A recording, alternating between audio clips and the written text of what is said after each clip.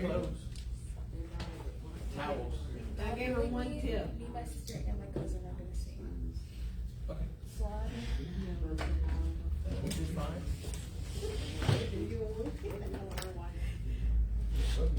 She had that. Yes, I had her on board with that. yeah. See anybody else? We're gonna be in session 4. Deepening my relationships. The bottom of that says, is a middleman getting between our personal relationship with God. Only you can ask that question.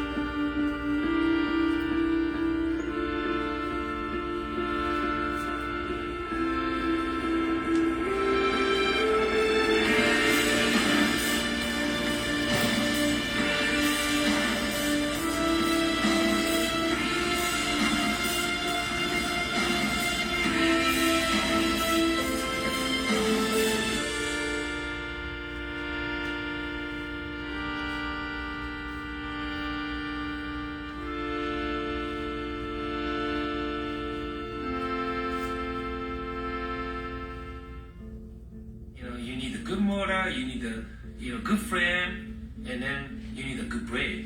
You cannot stop it. Well, I think basically the wiring of a restoration is pretty simple. It's plugging light-colored wires into connectors and continuing the circuit as it originally was. The concern comes in when things don't function as expected and not knowing why. You always take plenty of time tearing it down. That saves you much time putting them back together.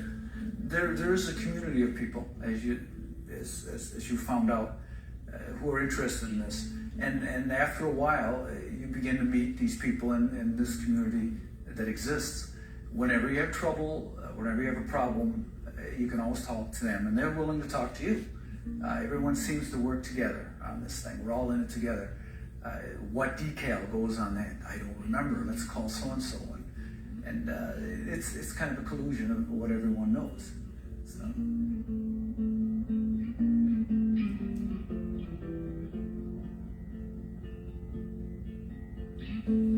God created human beings, and then God said it is not good for human beings to be alone. Part of what it means to be made in God's image is you have a capacity for what might be called connectedness.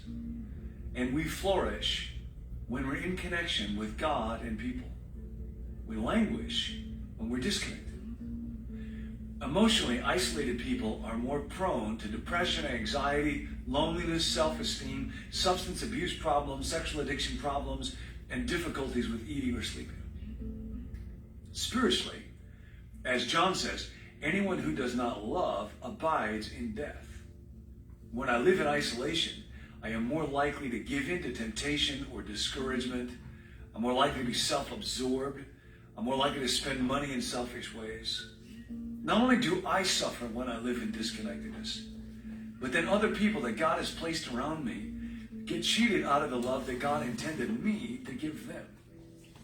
Now, people sometimes misunderstand this. This does not mean you have to be more extroverted. Some of the most shy people I know have some of the deepest friendships I've ever seen. It does mean we all have to learn to identify who are the life-giving people around me so that I can cultivate those relationships. And then I discover, how do I help give this power of connectedness to other people? So let's look at the gifts that connectedness can bring.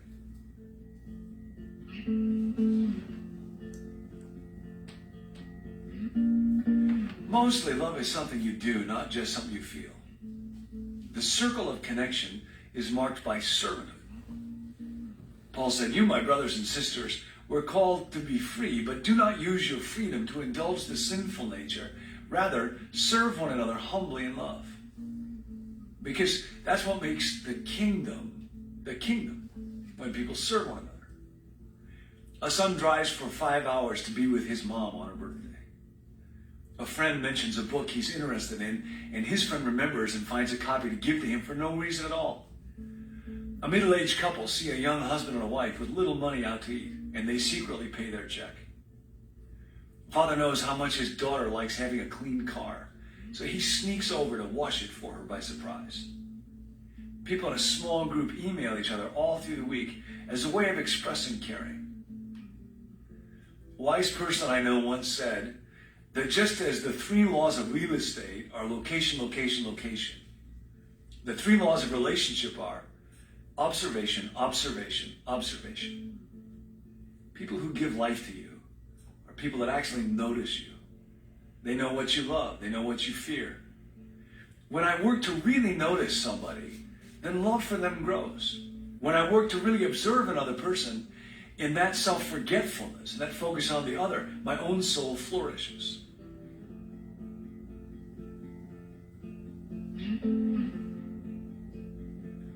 One of the early marks of the early church was their commitment to connectedness, because they understood connectedness does not happen by accident.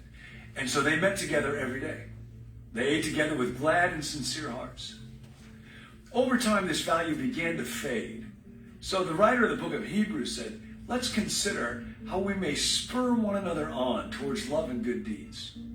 Don't give up meeting together as some are in the habit of doing. In other words, stay committed to community. I have never known anybody who failed at love but succeeded in life. I have never known anybody who succeeded in love but failed at life. We need love to live. And every day, everybody you know faces life with eternity on the line. And life has a way of beating people down. And every single life needs a cheering section. Every life needs a shoulder to lean on once in a while. Every life needs a prayer to lift them up to God. Every life needs a hugger to wrap some arms around them sometimes. Every life needs to hear a voice saying, "Don't give up."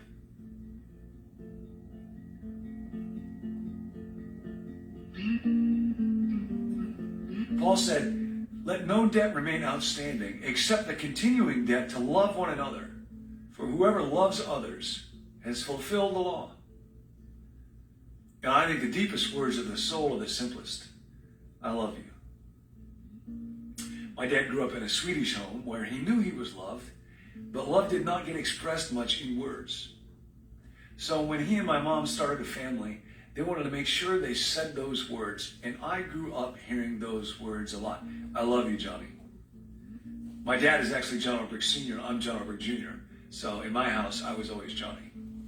And those would be the last words that I would hear at night. Love you, Johnny. I would hear them when I got discouraged or sad. I would hear them when I felt lonely. I would hear them when I messed up. My mom always said 2 things when she was really worried. One of them was, she would say, "I thought that you were dead in a ditch somewhere." It wasn't just dead. You'd think being dead was bad enough. It was dead in a ditch. You could have been dead in a lovely place, like a meadow or something. That wouldn't be so bad, but dead in a ditch, that'd be awful. And another thing she'd say when she was worried was, "I was afraid someone had hit you over the head." Not just hit you, that'd be bad enough, but hit you over the head because the head is such a vulnerable place.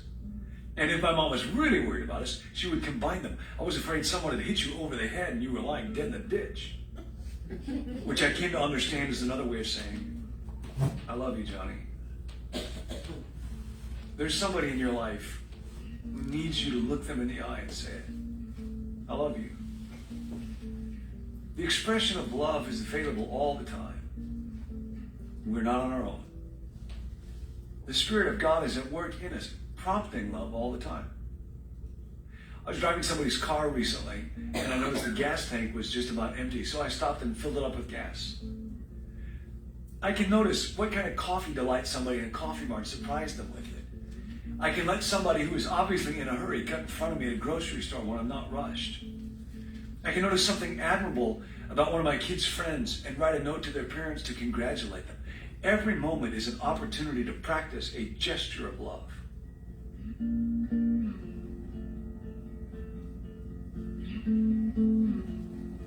One time my sister and brother and I came home from school, and my mother had put on some kind of a mud facial rejuvenating mask that hardens and makes your face look like you're 187 years old.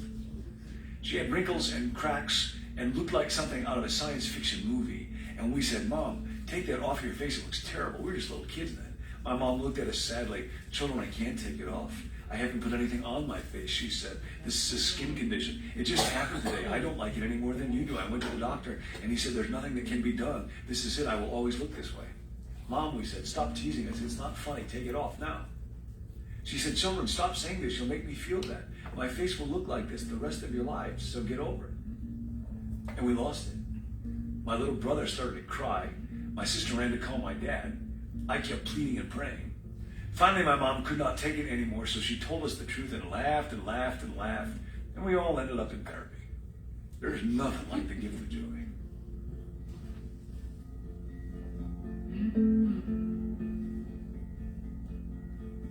When our family moved from Illinois to California, our oldest daughter was entering college and wrestled with having not just to leave the family, but then having all of us leave the home where she'd grown up. And she told us an unforgettable metaphor that a very wise friend used to explain her situation. It's like she's getting into her little boat, he said, sailing away from the dock, and then she finds out her dock is going away too. It's hard to be a little boat going out to sea when you have no more dock to return to. I looked over at Nancy. She was immediately thinking of her own life growing up. In her family, there was lots of independence early on, but not so much all-togetherness. "It's like, I got a boat right away," she said, "but I never had a dock." I was struck by the opposite. In our family, we prized closeness, but independence was the bigger struggle. I had a great dock. I just never got my own boat. When you were born, God gave you a boat, your life, designed to be an adventure for all your days on earth. And God created a dock, the family, that could be a place of safety and security that gives us the courage to sail. That's God's gift to us. One day God said to the angels, "I have an idea. I'm going to create a family." And an angel says, "What is it?" "It'll work like this. Adult people will sign up to take care of a tiny little stranger." The angel asks, "Are they going to get paid?" "No. Actually, that little stranger is going to cost them a lot of money. Not only that little stranger won't even be able to talk at first. It'll just cry and scream and smell bad, and you'll have to guess why.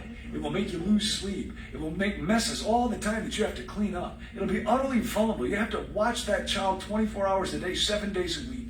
And then when it's 2, that little stranger will be able to say words like, 'No,' and 'mine,' and will throw tantrums. And then I'm thinking about inventing puberty. Not too sure about that one yet, but if I do, they'll get these strange things called hormones that will go crazy. Odd things will happen to their bodies. They'll get pimples and their voices will crack and their limbic systems will melt down. Then they'll grow up, and just when they're mature and beautiful and interesting and able to contribute, they'll move away." That's the idea. What do you think?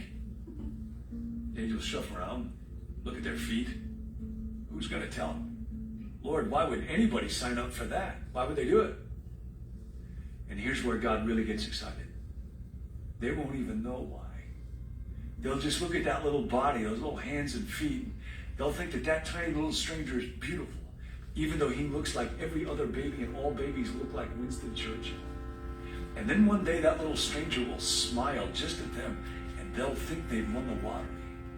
One day that little stranger will say Dada and Mama, and then those little arms and hands will open up, reach out and wrap around that neck. And it's going to feel to that grown-up like for the first time they understand why arms and hands were created. Because what it's really all about is just grace. And children, the new generation, will learn that they're prized and belong before they have ever done a single thing to earn it. And the old generation will learn that when they give, they receive. And when they give the most, they receive the most. And then one day, when I tell them human race. I'm your father. You're my daughter. You're my son. They will get it. And they'll be undone.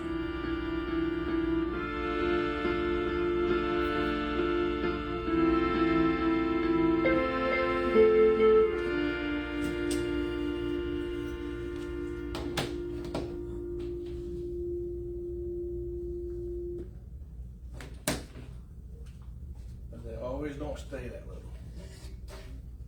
A lot of that stuff stops. Unfortunately. So how do we express our love for God? Remember what he said? As with location, and real estate, the 3 laws of a relationship is observation, observation, and observation. So what does it do to our spirit when someone truly notices or remembers something about us? What does it do for you?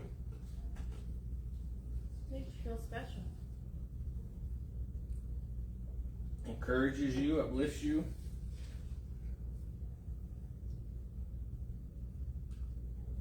And what can you do to increase your observation skills towards other people?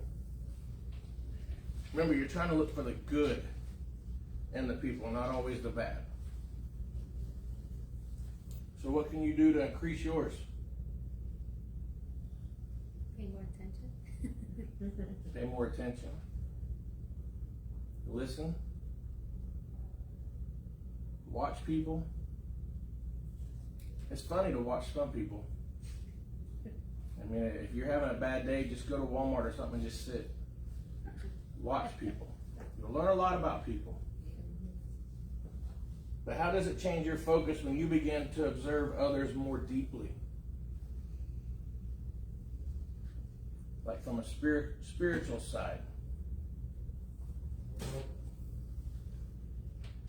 I mean, I have some people I work with that at one breath they're talking about God, the next breath they're giving him a last name.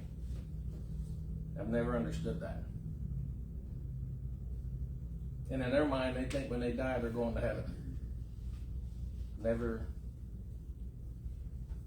I don't think it's that easy, to be honest with you. I don't think you can use the Lord's name in vain and then say how much you love him. I don't think it works that way. But on the flip side too, if you don't understand where some people have come from, you don't understand why they do certain things either. Right? Anybody want to identify some people in their life that have loved you and become what's called life givers to you? Man. Oh, I say identify a nobody. specific person? It says identify some loving people in your own life and how are they life givers to you? Good. Yep. He's always there if we need to talk about something. Anything. Your mom? Yeah, my brother. Your brother? That's good. And friends. Anybody else? We are some unhappy people. You ain't got nobody in your life that loves you. My sister. Your sister? I got Good. friends that they have friends. Mhm. My sister. Y'all stay close. Many siblings aren't. Be blessed. And when you get older, don't drift. Don't do like many. Stay close. My grandparents. Your grandparents? They still alive? No. Oh, okay. So they were. Yeah. Okay. About to say, man, he must be real young then. I can say in my life I've got a good mentor, John Boyd. He don't live close any longer. He lives in Boynton Beach, but we talk regularly. Of course, I've lost 2 of my good buddies. So actually today would have been Scott's 50th birthday. So I can imagine. I just remember his family, but we all know our spouses better be and stuff like. But I'm talking about people that maybe don't live with you all the time. That you can. I got several good friends. I got preacher friends I can call on all the time, and I think the one that I miss the most is the one that used to call me every day when I left work. and that was my buddy Jim. I'll be driving on 548 going, man, I wish my phone would ring. Because I had a special ringtone for him. And it was funny because my daughter always picked on saying, that's your bromance. I didn't know there was an actual ringtone with a song called Bromance. So I found it, and that was his ringtone for me. And it was funny. You'll have to look up the song on YouTube. It's hilarious. And but yeah, so I mean, you always have, God puts those people in your lives for reasons. So don't take them for granted. Then he starts talking about languishing and flourishing. So we got to know what each word means. Languishing is to be or become feeble, weak, or introverted. To be or live in a state of depression or decreasing vitality. So a lot of times we feel like we're languishing. Flourishing is just the opposite, marked by vigorous or healthy growth, very active and successful. So depending on your feeling of connectedness with God and his people, it says you're going to land somewhere in this continuum. You're either going to be languishing, which I hope not, but I hope you're going to be flourishing. But what circumstances in your life tend to pull you towards flourishing? What things normally happen that will cause you to succeed and be very active and successful for God? Everything's going your way. What's that? Everything's going your way. Nothing bad. When you're on the mountaintop? When you have a cheerleader. Cheerleader. When you're saved. When you get saved. You know. So let's look at this. What circumstances in your life pull you towards languishing? When you fall off that mountaintop, you hit the ground on your head in a ditch. I mean, so what is the commitment to community, or why is it so important, the commitment to community in our spiritual lives?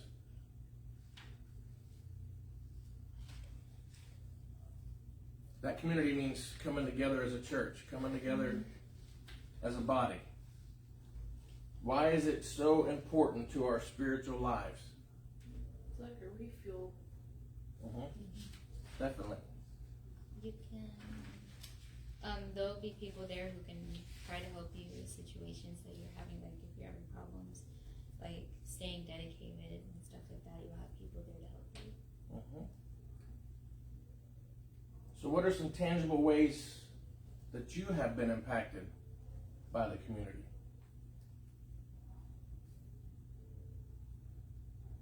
Good. So this is the first church that like we came to, and where I actually feel like my relationship is growing. Cause like we'll go to other churches, and we went to other churches, and yeah, we were like there. It felt nice and stuff, but like this one's like the first one where we're actually starting something, and I feel like that's not just because of us coming here, but because of the people who brought us here, like Francis and Carla, and because of all you guys, because you like, yeah, just helped a lot. That's what we're supposed to be doing. That's what all churches are supposed to be doing, but unfortunately not all of them do, but we focus on that. I mean, because we're here to bear one another's burdens. We're here to uplift one another. We're here to help one another. I mean, is that not what we're supposed to do? I mean, is that not the whole goal of community? I mean, they're to beat each other down because the world can do that. Some of your own family members can do that. So why do we come to church to do that? I mean, this is why a lot of churches fall away if people don't socialize. Right. They come in, they get their own little cliques. And I know you have them in every church. I've been to churches and I've seen them. I try not to do that. It's funny because at work, I'm an equal opportunity offender. I can offend everybody. But at church, I want to be an equal opportunity uplifter. I want to try to uplift everybody. You know, even if I'm down, y'all help me out. You just never know. I mean, because, yeah, like I said, we always wear that mask, making ourselves look good, but you don't know what that person's dealing with. You don't know what they're going through. You don't know what kind of week they had or what kind of day they had. That's why we come here, to get refueled, refreshed, and revitalized so we can go back out into the highways and byways. I forgot the scripture is, assembling yourself together, Hebrews, assembly, yeah, not to forsake the assembly of ourselves together. It says to exhort one another as we see the day approaching. Why do we exhort one another? We got to encourage each other. We got to, because you're not going to get it in the world. I can promise you that. So why do you think it's so important that the church gets community right? Like Brother Roger was saying. We're here to grow. We're here to grow for God. We're here to do that for Him. One of the biggest things, which is pretty neat, because I got 1 week left after this week in the class that I'm in, and it's all about Christian education. And I'm talking about in depth. I didn't know half the stuff that they've been teaching. And I got a paper due next week that's got to be minimum 10 pages long. And it's all about the philosophy of Christian education. Most churches today don't understand what Christian education is all about. We're getting it right, but we also got ways to go.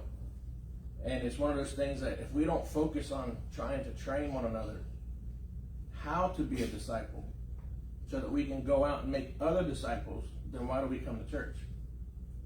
This ain't entertainment. We don't come here to socialize. We don't come here as a bingo group and a social group. Yes, it's great to have community encouragement, but our main goal is to come here to learn about why we believe what we believe. That's our whole main goal. I mean, we're going to fall down, we're going to come short, but we've got to keep striving to get closer. There's different learning styles, behavior. I mean, there's a lot in it. And so, I mean, we're going to get there, and this is one reason we do Wednesday nights like this. Lord willing, they continue for a while. So describe one specific way, if you did, that you received a gift of love from somebody this week. Anybody? I did from Frances. You did from Frances? She guided me through a tough time. So. That's what it's all about. Anybody else? This morning, my husband made me an egg sandwich. I did, right? I'm in a hurry too. Yep, left it by my purse for me to take to work. Oh, nice. See, they pick on me at work because everybody I work with, their spouses make their lunches. Oh. Some of them even put it in their cooler and put the cooler in their vehicle. Yeah, and then crank the vehicle for them. I told them by the time I get ready to leave, my wife's just getting in the shower. I was like, so I make my own lunch. I put it in my own cooler and I put it in my own vehicle. And they all pick on me about that still. I guarantee you that spouse don't have a job that's doing that. Yeah. They don't.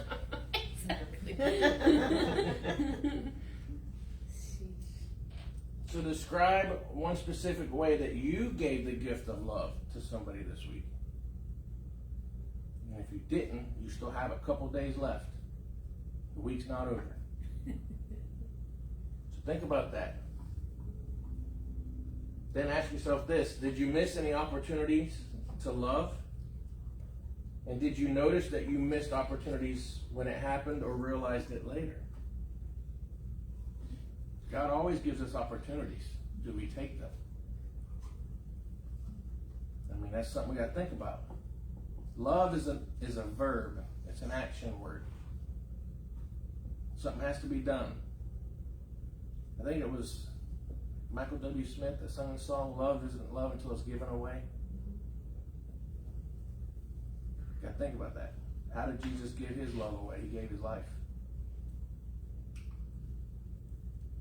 Then, well, I guess nobody missed it this week, so think about this. Why is sense of belonging something people will work so hard to find, even if it isn't through a positive means, such as joining a gang? Yeah. Maybe sometimes people just want to feel like they have something that they can go back on, or people that they can surround themselves with, even if they're a bad influence. What were we all created to do? To love and be loved, right? That's in our nature. I mean, why do you think today the suicide rate is so high compared to what it was 10 years ago? No self-esteem. What's that? Low self-esteem. That, but what's caused most of that? Trying to fit in. What's sitting on that tripod right there? Oh. Social media. Social media. Why aren't families talking to one another and spending time with one another anymore? Think about when that technology hit. The suicide rate went through the roof because nobody spent time with one another anymore. Nobody felt needed or appreciated anymore. Why? Because you can get everything on your phone, video games, movies, right at the touch of a button. And we didn't have all that. Families were closer. People talked. Suicide rate was not, it was there, but it wasn't like it is today. Think about it. Blockbuster used to be that one like that. Yeah. You go with a family and pick out a movie. Yes, we had to drive there. And get pizza and popcorn and spend time together. So ask yourself this question. Is there anyone who desires the gift of belonging from you, but you have not given it to them? If so, what's stopping you? Think about it. Only you can answer that. What's stopping you? Maybe God's told you to witness to somebody or call somebody, send somebody a text, write them a letter, send them a card. God doesn't just do that for no reason. You don't know what that person's going through. You never know. Because you just get too busy. And when I said this story before, when I was 16, I contemplated suicide. I grabbed a knife, I had it, and the phone rang. I was the only one home. And Joyce Draper called me, my pastor's wife. All she said was, "Are you okay?" She goes, "God told me to call you and I don't know why." Tell you, you never know what that person's going through. God puts them on your heart. You better do something. Hey, we're all young once, right? Then you're going to grow up one day. You're going to get older one day. You're going to realize what life's all about. It's awesome. It is. What you make it. Who wants to look this up and read it for me? They're like, oh, man, again. You got to get y'all involved.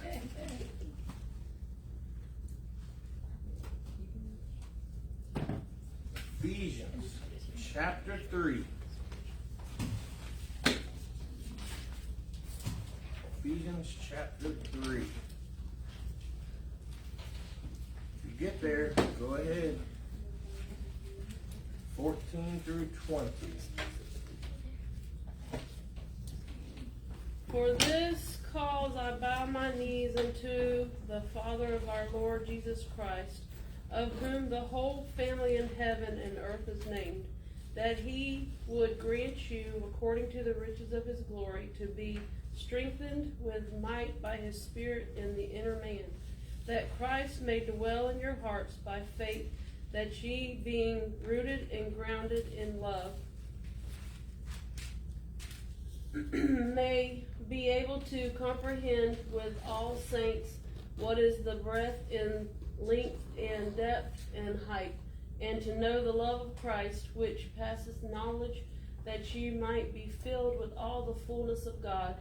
Now unto him that is able to do exceedingly abundantly above all that we ask or think, according to the power that worketh in us.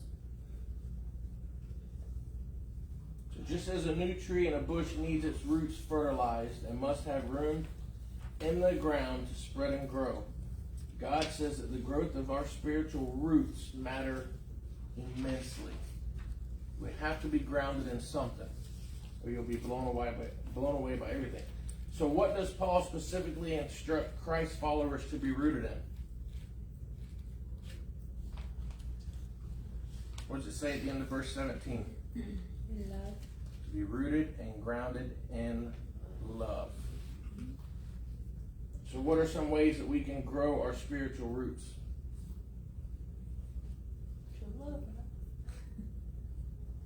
To love. Praying and studying the word of the Lord. What's that? By praying and studying the Bible. That's right. That's his book of love right here. He left it for us. teaches us how to love one another. Tells us what we're supposed to do to love. So if anything, I've learned staying in place is a blessing. I have a home, I have love, I have food, and I have faith that God can and will make things better.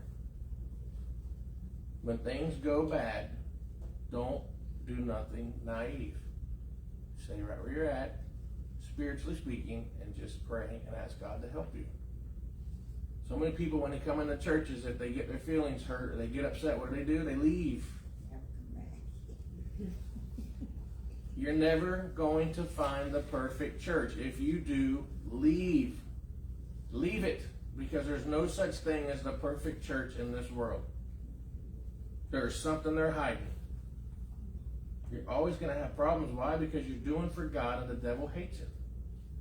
The devil hates God so much he's going to get to God through you. So think about it like that. He wants to Hebrews chapter 10. Hebrews chapter 10. You didn't know God made coffee, did you? Hebrews, see? Well, y'all need to wake up. Hebrews 10, verses 24 and 25. Here's that verse. I got it. Go ahead. Let us hold fast the profession of our faith without wavering, for he is faithful that he promised. Go all the way through 25.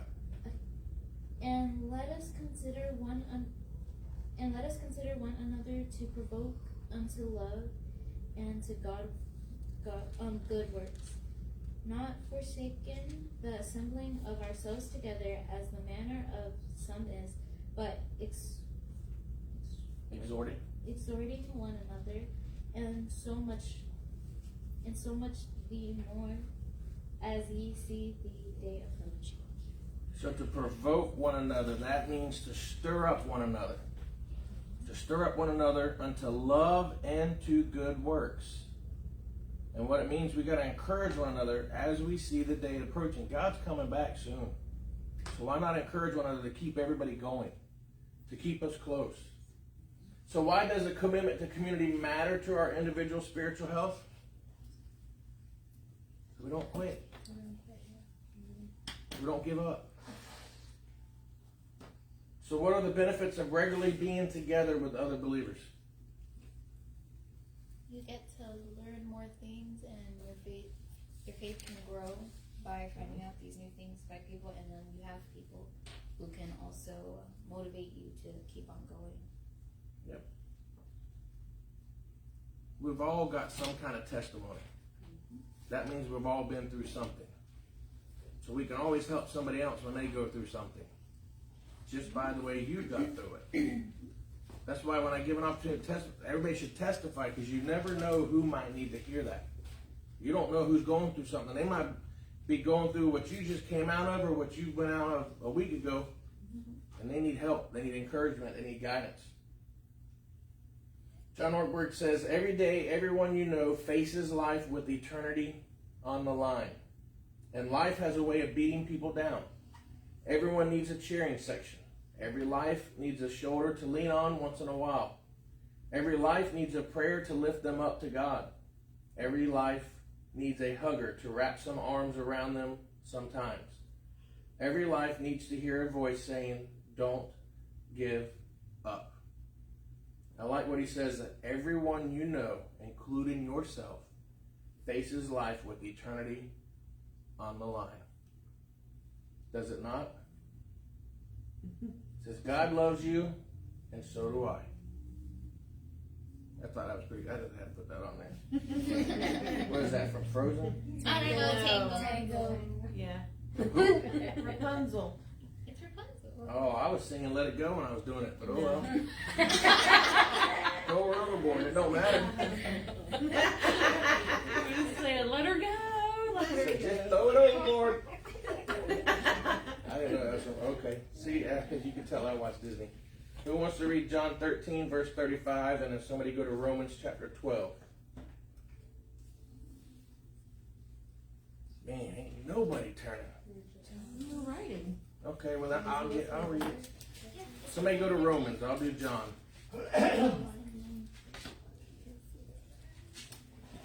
John 13:35 says this. By this, now this is Jesus speaking because it's written in red. By this, all men know that ye are my disciples, if ye have love one to another. Now, who wants to do Romans 12:9-10? Let love be without this. I can Dissimulation. abhor that which is evil. Cleave to that which is good. Be kindly affectionate one to another with brotherly love. In honor, prefer one another. Dissimulation means hypocrisy. So we need to love without being fake. That's basically what that's saying. I'd rather you be honest to me than fake it. Because I said, I can know when it's fake.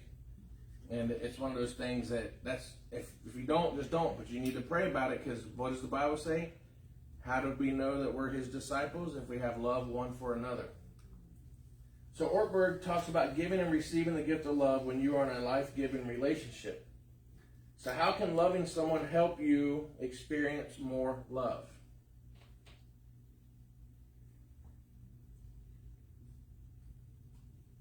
How will it help you love more? Because maybe because not only are you giving them your love, they're giving you your love, their love, so you can see how someone shows their love towards you and how you show their love, and it shows you different ways that you can do that and Right. express yourself. It's easier to give back when somebody's giving it at the same time. You know, than somebody that just despitefully uses you and hate me. I love you from afar. You know. So what kind of person do you become when you love people? What did he say in John? You become one of his disciples. You become what we say we want to be, and we believe that we're one of his, well, we need to show it.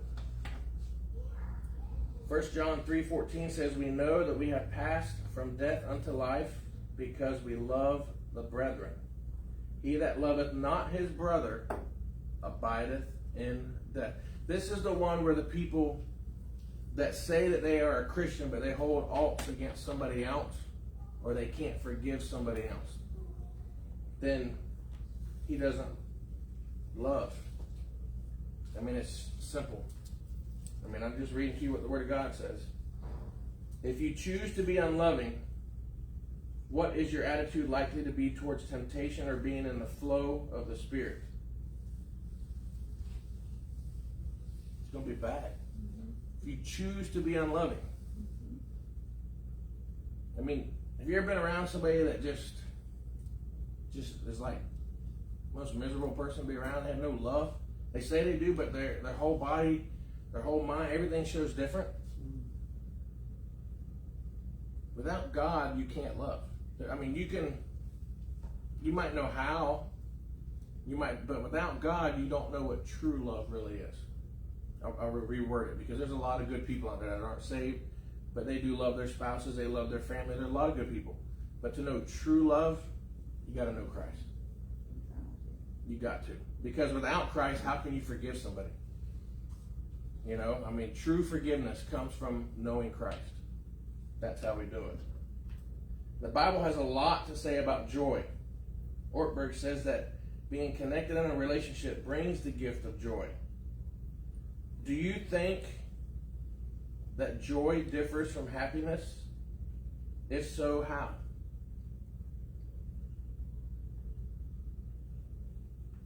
How is it? I think there's a difference. Joy comes within, maybe, and happiness, maybe, like you're happy if somebody gives you something or something. I mean, you can be joyful too, but to me, you have joyful spirit. Right? What were you going to say, Francis? Yes. Joy for me is eternal, and happiness is momentary. I'm trying to remember because I just put this in my outline for Sunday if God doesn't change it. Oh, how did I say it? Happiness. The word hap has something to do. Man, it's in my notes. Oh well. You might get it on Sunday. But there is a difference. There's a big difference. Now look at the word joy. It's Jesus, others, and yourself. So you put Jesus first, others second, yourself last. That's how you get joy. It's eternal. It's everlasting. It's always going to be there. Happiness comes and goes. Jesus don't come and go. He's there if you want it. But there is a difference between them. Man, I wish I'd have had that. But my notes are also not there. But oh well.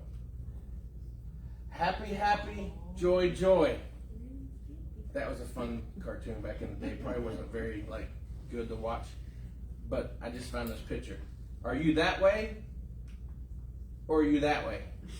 Be honest. Be honest, because I know some of you probably like that, especially when you first wake up in the morning. Come on now. I know we were yesterday when our electric went out at 4 a.m. and didn't come back on until 6:30. I'm like, you gotta be kidding me. But we ain't always like that. We need to be. And Nehemiah 8:10 says, Then he said unto them, Go your way, eat the fat and drink the sweet, and send portions unto them for whom nothing is prepared. For this day is holy unto our Lord. Neither be ye sorry, for the joy of the Lord is your strength. Didn't say the happiness. It says the joy of the Lord is your strength.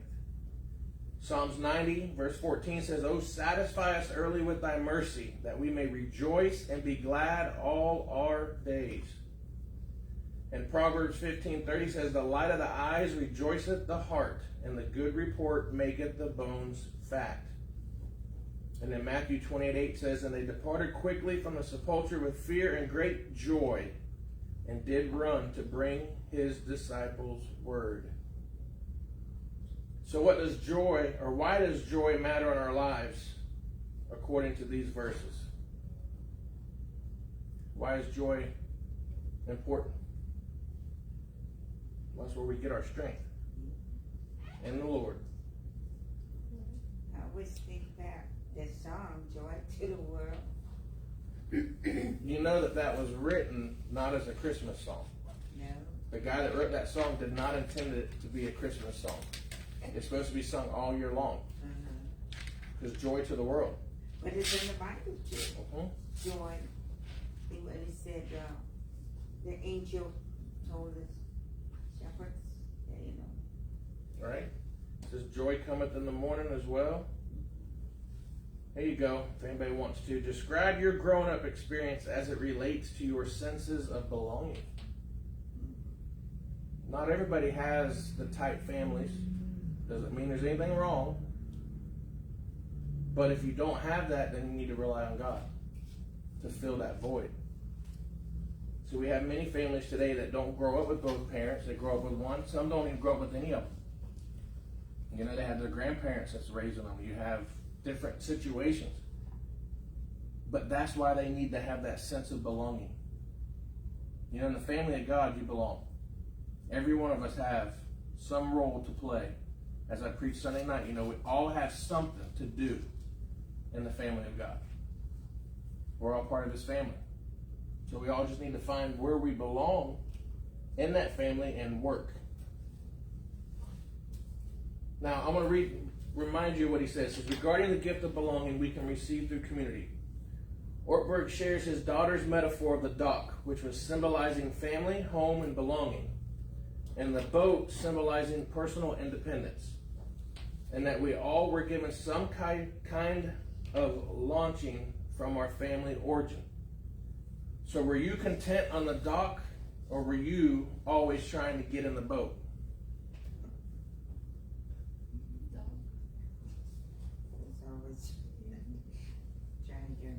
I think when I got on, I was trying to get in the boat too. It didn't always work. The dock was stable. The dock's stable. The boats have to be anchored to something. Boat gets rocky. Yup. Were you unsure where your dock was, or were you never given a boat? I like that metaphor he used. I was like, you know what? I might have to steal that one day. You just never know. Because think about it. A lot of people need, that's why, unfortunately, a lot of people join gangs. They're not getting that connectionness and at home, that love, that sense of belonging. So they go somewhere where they think they're going to get it. And that's false. That they don't care. You know? Well, that's why from the beginning God said it's not good for man to be alone. Look where, never mind. I'm gonna say look where that got us, but that's Right. good. I'm just kidding. I'm outnumbered. Look where it got Right, you. Brother Roger? Right. I did tell y'all a joke that Adam, well, I don't know if it was a joke. Adam was talking with God one day because he was lonely. And he was sitting there and he was like, God, I'm very lonely. Watch it. And he says, well, I'll come back with something good. Okay. He says, Lord, what would it cost me to have some type of helpmate or somebody help me? God says, well, it's going to cost you an arm and a leg, Adam. Adam went, an arm and a leg?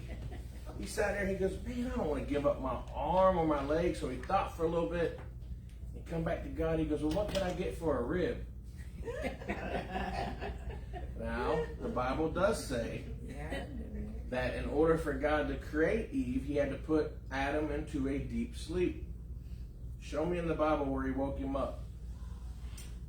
That's our excuse, guys. God has never woke us up yet. I'm being honest. There's nowhere in Genesis where it says he woke Adam up, so that's my excuse.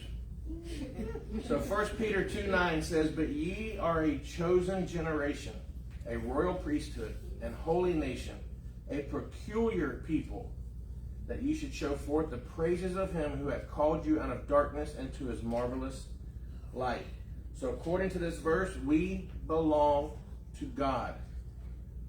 We are a chosen generation. We're supposed to be different. Peculiar means to be different. And how do we do that? It's to love. The world doesn't love one another. The world doesn't forgive. The world hates. But God is love. And the only way that we can grow is to do it together. You know, we can't do this alone. Because if you're alone, the devil's going to attack you and he's going to come after you. You've got to be together. So what are the gifts of relationships? Can anybody remember what he had on there? What was the first one? The gift of what? Ooh, y'all are Love. the gift of delighting.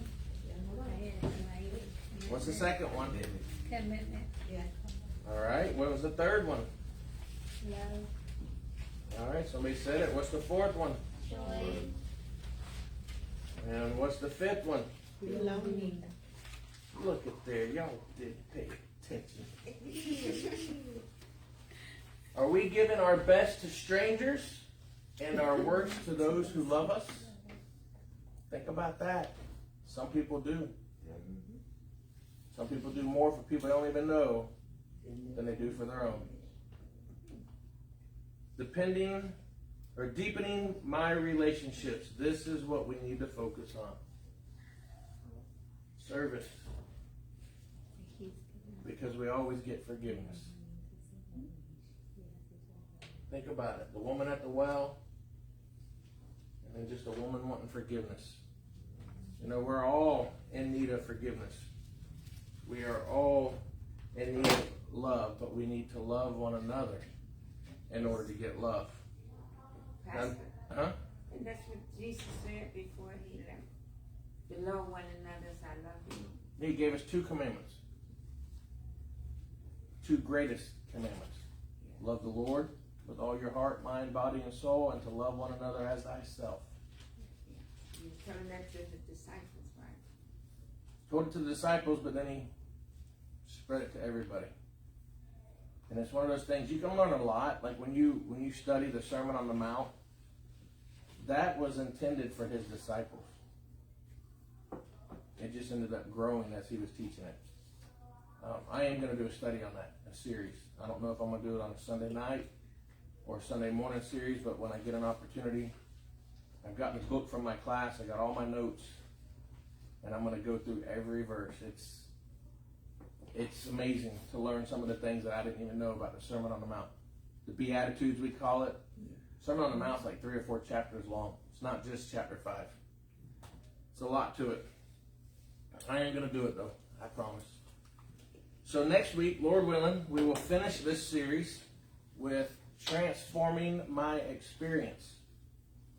And the one that I want to do next, I just got an email yesterday that it was shipped out. So I'm like, yes, because it was on back order. I want to do that one next so bad. If not, I've got one waiting. But next week, transforming my experience. Don't forget that Father's Day is this Sunday. Please don't forget that it's Father's Day. Trying to help us out, guys, a little bit. And we have baptisms, 3. So make sure that y'all come ready to be a part of this. I do ask that y'all remember the Fairbanks family in your prayer. He was a deputy that I worked with. He succumbed to cancer a couple days ago, and his service is tomorrow. I can't go to it. I wished I could. He was my trainer. Was an awesome trainer. I don't know how he was with the Lord. He was also the one that got shot 4 times the same night with my buddy Braswell. They were together, and I got to ride an ambulance with Braswell. Was there. I've known Fairbanks for a while, and come to find out, and when he had lung and throat cancer, because he smoked. He was an ex-Marine. They had to remove one of his lungs and 3/4 of his other lung, so only had 1/3 of a lung. And I guess he went to the doctor's office for something and caught COVID, and ended up in the hospital and did not survive it. I mean, COVID's nasty as it is with your upper respiratory, but when you only got 1/3 of a lung and cancer on top of that. So just be much in prayer for his family tomorrow. They're having a services tomorrow, but he'll be laid to rest on the 18th at Bushnell. So I wish I could go, but I can't. So. And remember, Cleve and Paula, they leave out probably about 3 o'clock in the morning. They got to be at the airport is what he told me this afternoon, and they're flying up for that funeral in Michigan. They're going to fly back to be back here Sunday. They said they want to be here Sunday for service. So, and then they're going to leave again until October like they always do. So be much in prayer for them and for each other. You know, the devil's not liking what our church is doing. It's growing. People are being baptized. People are getting saved, and the devil does not like it. Don't let him win. Okay? We need to stay close. We need to stay with one another, because we're going to get home together. So I don't mind if you're on my cloud. That'll be all right. All hearts and minds clear? All right, Lord, we just want to thank you again for allowing us to be here. Thank you, Lord, for this series of what you're teaching us, how to be the me that you want us to be. And Lord, I pray that you'll use us, Lord, to further your kingdom. Help us to love those, Lord, that are unlovable as you love us. And help us to forgive those, Lord, as you forgive us. And Lord, bring us back to the next appointed time. Keep us safe. Watch over us. And we ask all of this in your name we pray. Amen.